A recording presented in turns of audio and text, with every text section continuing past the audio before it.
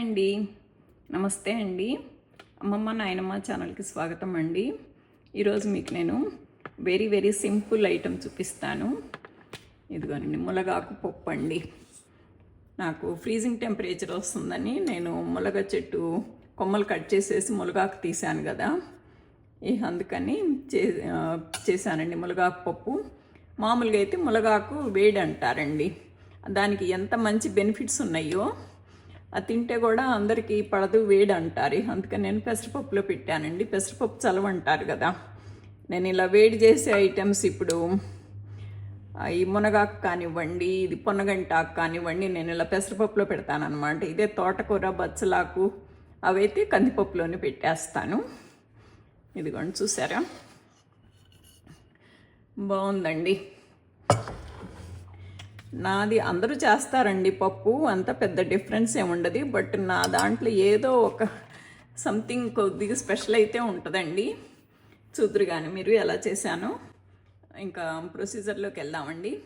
ఎవరైనా నా ఛానల్ కొత్తగా చూసేవాళ్ళు ఎవరైనా please like, share and subscribe అండి. Thank you so much for watching అండి. ప్రొసీజర్లోకి వెళ్దామండి. Thank you. ఇప్పుడు మీరు అందరూ చేసిన పప్పు చూసే ఉంటారు కదండి, మీరు కూడా చేస్తారు కదా. ఇప్పుడు మీరు చేసిన పప్పుకి నేను చేసిన పప్పుకి డిఫరెన్స్ ఏంటో కనుక్కోండి.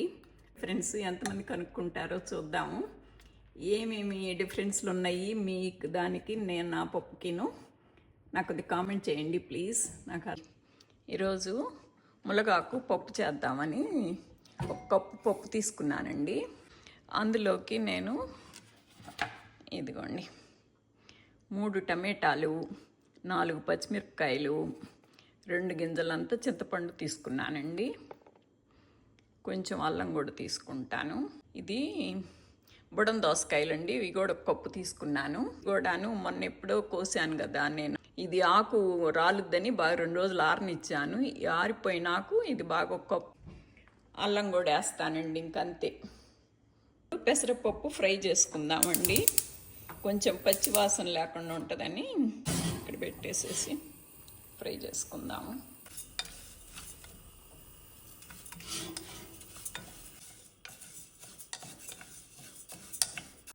ఇది ఫ్రై అయిపోయిందండి, కడిగేసి ఇప్పుడు ఇది పప్పు కడిగి పెట్టానండి. నేను ఫ్రై చేసిందే కదా, కడగటం ఎందుకు అనుకునేదాన్ని ఫస్ట్లో. బట్ ఇక్కడ కడగాల్సిందే, ఎందుకంటే నేను ఏమైనా బ్యాక్టీరియా ఉంటే చచ్చిపోయేది కదా ఫ్రై చేస్తే అనుకునేదాన్ని. బట్ కాదండి, ఇక్కడ పురుగు పట్టకుండా ఉంటానికని షాపుల్లో వాళ్ళు మెడిసిన్స్ యాడ్ చేస్తారు, కెమికల్స్ అవి. అందుకని మనం మస్ట్గా కడుక్కోవాల్సిందేనండి. ఇప్పుడు అందుట్లో ఈ మునగాకు తీసుకున్నానండి. బాగా బుడం దోసకాయలు వేసేస్తున్నానండి. ఇందాక నేను ఉల్లిపాయ చేయటం మర్చిపోయాను, ఉల్లిపాయ కూడా వేస్తానండి. పప్పులో ఉల్లిపాయ వేస్తే కొద్దిగా టేస్ట్ వస్తుంది పప్పు. ఈ ముందు నేను టమాటాలు పెడతానండి, తర్వాత ఇది ఉల్లిపాయలు పెట్టేస్తాను. పచ్చిమిరపకాయలు కూడా పెట్టేశాను. ఇదిగోనండి చింతపండు అండి, 2 గింజలు. కాకపోతే మనకు పేస్ట్ ఉంది కదా, తర్వాత చూసి చాలకపోతే ఆ పేస్టు హాఫ్ స్పూను, పావు స్పూను టేస్ట్ని బట్టి వేసుకోవచ్చండి. ఇదిగో కొంచెం పసుపు. నేను నా టేస్ట్కి తగినట్టు నేను మంటలేని కాయలు 4 వేసుకున్నానండి, పచ్చిమిరపకాయలు. మీ టేస్ట్ని బట్టి మీరు, అది కూడా తినలేని వాళ్ళు ఒక పచ్చిమిరపకాయ అయినా వేసుకోవచ్చు. ఇంకెక్కువ తినేవాళ్ళు ఒక 5-6 వేసుకోవచ్చు. నేను ఇంకొంచెం కారం కూడా పెడతానండి. అచ్చంగా ఎండుమిరపకాయల కంటే మా అమ్మ కొంచెం కారం కూడా వేసేదండి టేస్ట్ అని, కొద్దిగా కారం కూడా వేసాను, సాంబార్ కారం కూడా వేస్తున్నానండి. పెసరపప్పు కదా, కందిపప్పు అయితే ఉడకదని భయము. పెసరపప్పు అదేం లేదు, మెత్తగా ఉడికిపోయిద్దండి. కొద్దిగా ఎసరు ఎక్కువ పోసామంటే చక్క మెత్త లగడం అయిపోయిద్ది. ఇదిగోనండి, ఇప్పుడు అన్నీ పెట్టేశాను కదా. పప్పు వేయించాను, పెసరపప్పు వేయించి కడిగి ఎసరు పోసి పెట్టాను. మునగాకు వేసాను, బుడం దోసకాయలు వేసాను, టమాటాలు కోసేసాను, ఉల్లిపాయ పెట్టాను, పచ్చిమిరపకాయ, కొంచెం అల్లము, చింతపండు, కొద్ది కారం కూడా పెట్టేశానండి. పైన ఉప్పు కూడా వేసాను. ఇప్పుడు మూత పెట్టేసుకోవటమే. ఇట్లా ఇక స్టవ్ ఆన్ చేసేసుకొని కోత వచ్చిందాక ఉండటమేనండి. ఇంకా తర్వాత కోత వచ్చినా తీసి తిరగమాత వేసుకుందాము అప్పుడు చూసుకొని. ఇదిగా కోత వచ్చేసి ఉమ్మగిలిందండి, తీసేస్తున్నాను. ఇంక ఇది చూద్దాం ఎలా ఉందో. మనం ఉప్పు కూడా వేసి పెట్టేసాం కదా, కొద్దిగా ఎనుపుకోవటమేనండి. ఇదిగోనండి, ఎనపటం అయిపోయింది. కొంచెం ఉప్పు కారం ఇప్పుడు సరి చేసేసుకుంటే ఎట్లా సూపర్ ఉంది. నైస్. తిరగమాత పెట్టేసుకోవటమేనండి. నేనైతే ఆయిల్ ఎందుకు లెమ్మని నేనైతే తిరగమాత పెట్టను, బట్టి ఇప్పుడు మీకు చూపించడానికని పెడతాను. పాన్ పెట్టానండి తిరగమాతకి. ఇక స్టవ్ ఆన్ చేసుకొని తిరగమాత వేసుకుందాము. 1 స్పూన్ ఆయిల్ అండి, నేను ఎక్కువ వేయను. ఇప్పుడే కోసానండి ఒక కొమ్మ. కరివేపాకు ఎప్పుడైనా ఇలా ఒక్కొక్క రెమ్మ కట్ చేయకూడదండి, కొమ్మ కట్ చేయాలంటారు, అప్పుడు బాగా వస్తుంది అంటారు.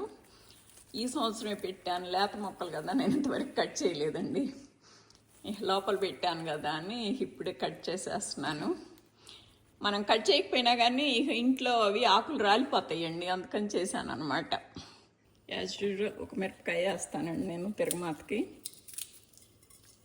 ఆవాలు, జీలకర్ర, కొంచెం శనగపప్పు, మినపప్పు కూడా పెద్ద నాకు లిక్విడ్ కూరల్లో వేయనండి. కరివేపాకు,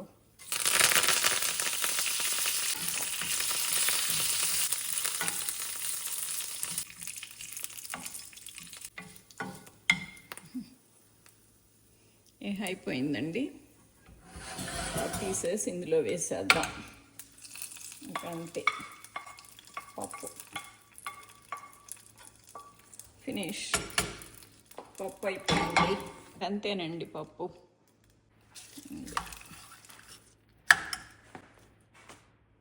ఇదిగోనండి, ఇంతేనండి నా పప్పు. చూసారా, అసలు పప్పు వెరీ ఈజీ అండి. నేను ఇప్పుడు మీకు చూపించడానికని తిరగమాత వేసాను, కానీ మేమైతే తిరగమాత కూడా వేసుకోము. ఇక అన్నీ కలిసి పెట్టేయటం, ఉడికితే తీసి ఎనిపేసుకొని తింటాం, అంతేనండి. Thank you. మీకు కనుక నచ్చితే కనుక please like, share and subscribe అండి. Thank you so much for watching. Thank you.